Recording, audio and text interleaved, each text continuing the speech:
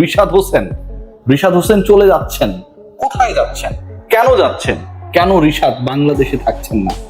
আজকে এই রিশাদের কৃতিত্বকে ছোট করার জন্য অনেক জায়গা থেকে অনেক কমেন্টস আমি আমার ইনবক্সে দেখেছি। খেয়াল করে দেখুন, রিশাদ যখন আজকে বাংলাদেশের বোলিং লাইন আপে তার প্রথম ওভারটা করলেন, তার আগে মেহেদী হাসান মিরাজ আরো 4 জন বোলারকে ইউজ করেছে। Rishad was the 5th bowler. Rishad অ্যাটাকে আসার আগে বাংলাদেশের স্পিন ডিপার্টমেন্ট কাজ করেছে, উইন্ডিজ ব্যাটিং এর এগেইনস্টে মুস্তাফিজরা কাজ করেছেন, কিন্তু বাংলাদেশ দল হিসেবে বোলিং ইনিংসে সফলতা পায় নাই।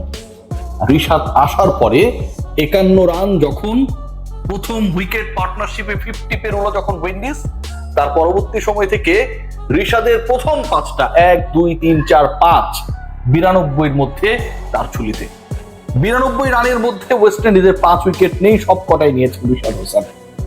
41 রানের যে গ্যাপ, 92 মাইনাস 51 41, এই 41 রানের মধ্যে রিশাদের 5 উইকেট নেয়া পুরো ম্যাচের চিত্রনাট্য ফুটিয়ে দিয়েছে।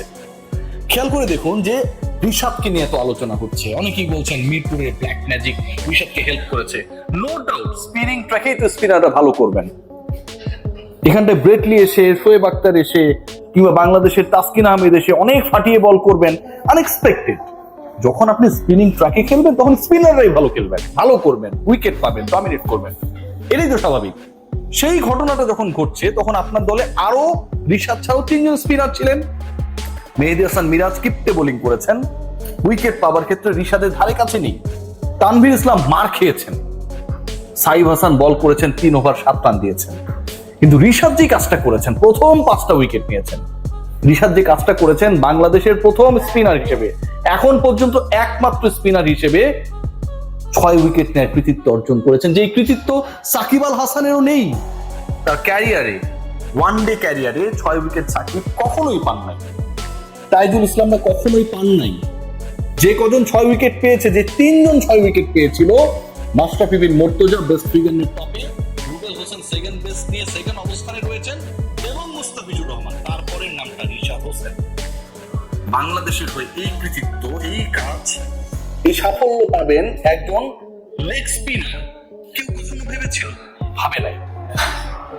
উইকেট সবসময় এই ছেলেটাকে হেল্প না করলেও আলটিমেটলি তিনি গত 6 ম্যাচের টি-20 আর ওয়ানডের পরিসংখ্যান যদি বিবেচনা করি, সব ক্ষেত্রে তিনি কনসিস্টেন্ট ছিলেন।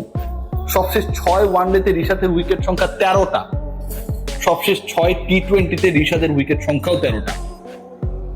এই যে 13-13-26, 12 ম্যাচে 26টা উইকেট তার ঝুলিতে, এই 6টা মাইনাস করে দিলেও গত 10 ম্যাচে তো 20 উইকেট তিনি নিয়েছেন। কৃতিত্বকে কি চাইলেও ছোট করা যায়, খাটো করা যায়? যায় না ভাই। এই রিশাদ বাংলাদেশের হয়ে খেলবেন না। বাংলাদেশের হয়ে বললে কিছুটা ভুল হবে। বাংলাদেশের ফ্ল্যাগশিপ প্রোগ্রাম বিপিএল এ আমরা রিশাদকে পাচ্ছি না। ইন্টারেস্টিং পার্ট কি জানেন? এই একদিন আগেই রিশাদকে নিয়ে বিগ ব্যাশ, আপনারা সবাই জানেন, অস্ট্রেলিয়ান লিগ, তারা পোস্ট করেছে রিশাদ ফাইনালি তাদের হয়ে খেলছেন। 2 দিন আগে ভিডিও বার্তায় জানিয়েছেন রিশাদ যে তিনি প্রস্তুত বিগ ব্যাশ খেলার জন্য। সেই রিশাদকে বহু বছর ধরে, বহু সিজন ধরে বিগ ব্যাশে খেলার অফার দিয়ে আসছিল দলগুলো, সেই রিশাদ অবশেষে বিগ ব্যাশে খেলতে যাচ্ছে ঠিক তখনই যখন আমার বিপিএল দৌড় গড়ায়। বিপিএল এ এই মন্থর উইকেটে সাফল্য পাওয়ার চেয়ে, আপনার আমার কটূক্তি শোনার চেয়ে রিশাদ হোসেনের কাছে ভালো মনে হয়েছে অস্ট্রেলিয়ায় গিয়ে নিজেকে প্রমাণ করার, এবং তিনি নিজেকে প্রমাণ করবেন। আজকে তিনি যেভাবে প্রথম 5টা উইকেট পেয়েছেন 7 ওভারের মধ্যে, 9 ওভার বল করে তিনি 6 উইকেট নিয়েছেন। শুরুর 5-এর গল্পে এক এক করে রিশাদের নাম যেভাবে আসে, সোহানের ক্যাচের কথা যেভাবে আসে, উইন্ডিজকে শেষ করে দেওয়ার ক্ষেত্রেও, লাস্ট উইকেট নেওয়ার ক্ষেত্রেও রিশাদ ছিলেন সফল। 74 রানের বাংলাদেশের জয়, 200 পেরোনো বাংলাদেশের ইনিংস, 200 স্ট্রাইক রেটের রিশাদ, 2টা ছক্কা মারা, 1টা 4 মারা, সবকিছুই একটা ম্যাচে একজন কেন্দ্রিক, যিনি ডমিনেট করেছেন আলটিমেট ডমিনেটর হিসেবে। সেই তিনি বিপিএল এ থাকছেন না, সেই তাকে বিপিএল আমরা পাবো না। খেয়াল করে দেখুন যে বিপিএল আমরা বিদেশিদের নিয়ে অনেক চিন্তা করি, কোন টিম কোন বিদেশিকে আনবে, ড্রাফটের সময় কম, দল দিলে কবে টিম গোছাবে, এটসেট্রা এটসেট্রা, কত আলোচনা হয়। সেই জায়গায় আমি আমার লোকাল ক্রিকেটারকে খেলাতে পারবো না, বিদেশিরা বিগ ব্যাশের চাহিদায় রিশাদের নামটা উপরের সারিতে।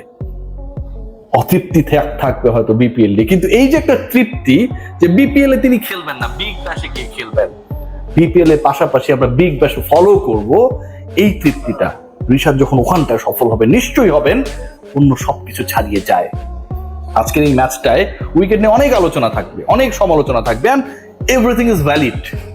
যেভাবে বল টার্ন করেছে, যেভাবে বাংলাদেশ উইকেট পিলিয়ে এসেছে, বাংলাদেশ যেভাবে উইকেট নিয়েছে, আধিপত্য দেখিয়েছে, স্পিনাররাই খেয়াল করে দেখবেন যে ওদের 10 উইকেট নেয়ার ক্ষেত্রে মোটামুটি 8 উইকেটই তারাই নিয়েছে। সেই জায়গায় অন্য সবার থেকে যার প্রতি আপনার কনফিডেন্সটা কম ছিল, মিরাজ 5 উইকেট 6 উইকেট পেতে পারে, আপনি ভাবতেই পারেন, তানভীর 5 উইকেট 6 উইকেট পাইতে পারে, আপনি ভাবতেই পারেন, রিশাদ হোসেন 6 উইকেট পাবেন, বাংলাদেশের ফার্স্ট এভার স্পিনার হিসেবে 6 উইকেট পাবেন, বাংলাদেশের প্রথম ডানহাতি স্পিনার হিসেবে 5 মারবেন, এটা ভাই চিন্তার বাইরে ছিল। সেটাই তিনি করে দেখিয়েছেন। বাংলাদেশে বিপিএল হবে এবং সেখানটায় বাংলাদেশের একজন ক্রিকেটার না খেলে বিগ ব্যাশ খেলতে যাবে, এটাও চিন্তার বাইরে, সেটাও তিনি করে দেখাবেন। অদ্ভুত রিশাদ। বাংলাদেশে একসময় একটা হাহাকার ছিল, আমরা লেগ স্পিনার পাই না। একটা সময় আমরা রাশিদ খানদের নিয়ে আমরা আলোচনা করতাম, বিভিন্ন দেশে কোন দেশের লেগ স্পিনারকে চাপ নিয়ে আলোচনা করতাম। এখন বাংলাদেশে ওয়ানডে এবং টি-20, ওই যে বললাম যে 12 ম্যাচের পরিসংখ্যানে 26 উইকেট নিয়েছেন, এই 6টা মাইনাস করে দিলে গত 11 কিংবা 10 ম্যাচে তার উইকেট সংখ্যা 20টা, সেটা 50 ওভারি ফরম্যাট এবং 20 ওভারি ফরম্যাট মিলিয়ে, সেটা কোনোভাবেই একজন ক্রিকেটারের কৃতিত্বের জায়গাকে ছোট করে না। আজকের ম্যাচটা আমার কাছে মনে হয় যে আপনি যদি এভাবে চিন্তা করেন যে স্পিনিং ট্র্যাকে স্পিনাররাই সফল হবে, এবং সেই সফল হবার ক্ষেত্রে মেহেদী হাসান মিরাজ, তানভীর কিংবা সাইফ হন নাই, রিশাদ হয়েছেন। প্রতিপক্ষকে ঘায়েল করার জন্য আপনার স্পিনকেই কাজে লাগাতে হবে। প্রথম 5টা উইকেট রিশাদ নিয়েছেন, প্রথম স্পিনার হিসেবে বাংলাদেশের ডানহাতি স্পিনার হিসেবে 5 পেয়েছেন, বাংলাদেশের ইতিহাসে প্রথম স্পিনার হিসেবে ওয়ানডেতে 6 উইকেট পেয়েছেন। সবকিছুই তিনি করেছেন। Definitely Bangladesh premier league, BPL পরবর্তী আসর রিশাদকে মিস করবে। Bangladesh cricket board already NOC দিয়ে দিয়েছে, রিশাদকে আপনার ধরে রাখার কোনো সুযোগ নেই। আমি এক্সপেক্ট করব যে বিগ ব্যাশে গিয়ে রিশাদ যেন আমাদের আফসোস পারান। উইকেটের ফায়দা নিয়ে তিনি সফল হয়েছেন, এই আলোচনা আমরা যারা করি তাদের জন্য আফসোসটা আরো একটুখানি বেড়ে যায়। সবাই ভালো থাকবেন।